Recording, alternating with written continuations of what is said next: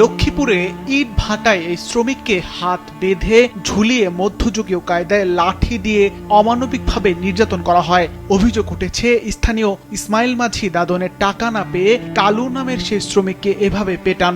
এ ঘটনায় একটি ভিডিও সামাজিক যোগাযোগ মাধ্যমে ছড়িয়ে পড়ার পর ব্যাপক আলোচনার জন্ম দিয়েছে।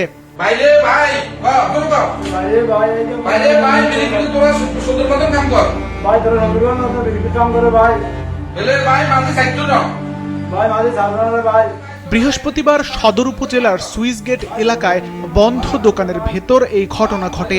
ভিডিওতে দেখা যায় তাকে লাঠি দিয়ে পেটানোর পর সে চিৎকার করে গেলেও তাকে পেটানো থামেনি। মারধরের এক পর্যায়ে ইসমাইল মাঝিকে বলতে শোনা যায়, ইসমাইল মাঝি কারো জন্য মামলা করে না, কাউকে দিয়ে সালিশও করে না, নিজের বিচার নিজেই করে।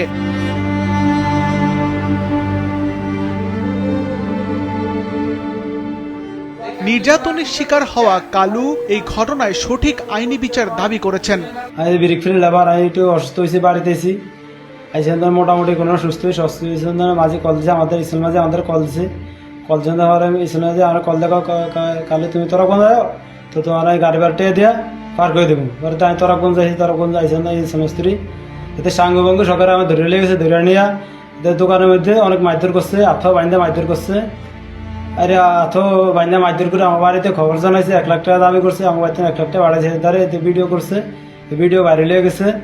পরে পুলিশ জনে খবর হয়েছে, পুলিশ জনে পুলিশের খবর নিয়ে মাঝে ফলে গেছে, মাঝে আমার আথো বাইন্দা থেকে ফলে গেছে। পরে পুলিশে আমার আথো বান্ধা ভাইয়া পুলিশে আমার আনছে, উদ্ধার করে আনছে। এই ঘটনায় গত শুক্রবার কমলনগর থানায় ভুক্তভোগী বাদী হয়ে একটি মামলা দায়ের করেন। পুলিশ জানায়, খবর পাওয়ার পর নির্যাতনের শিকার ভুক্তভোগী কালুকে দ্রুত উদ্ধার করা হয়েছে। আসামিদের গ্রেপ্তারে অভিযান অব্যাহত রয়েছে।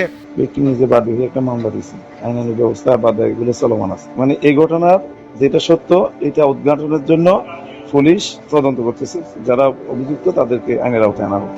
এই ঘটনায় 3 জনের বিরুদ্ধে মামলা দায়ের করা হয়েছে। ঘটনার পর থেকে পলাতক রয়েছেন অভিযুক্ত ইসমাইল মাঝি।